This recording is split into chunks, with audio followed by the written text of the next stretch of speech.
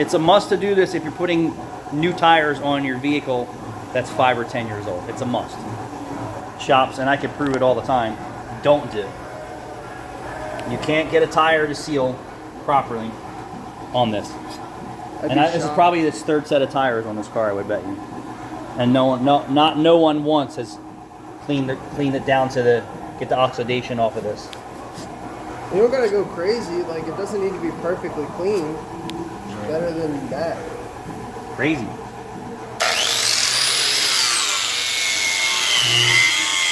Doing it right the first time sometimes isn't hard, and sometimes I can't teach.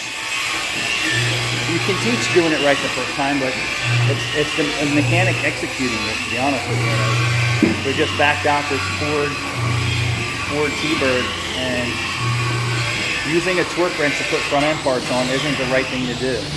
Not with aftermarket parts, not even with some OEM parts. You have to run them up tight and then go back and manually torque them things and make sure that they're tight. Now every suspension is different, and you don't want to get too crazy because you can split cast iron and aluminum suspension parts, but it's kind of like a feel. But doing it right the first time, like when I let these guys do certain things, I'm like, all right, show me what you got.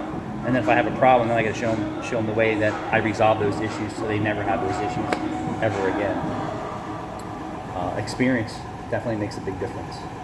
And like I said, wheel balancing, the wheels with the least amount of weight are always in the front of the vehicle.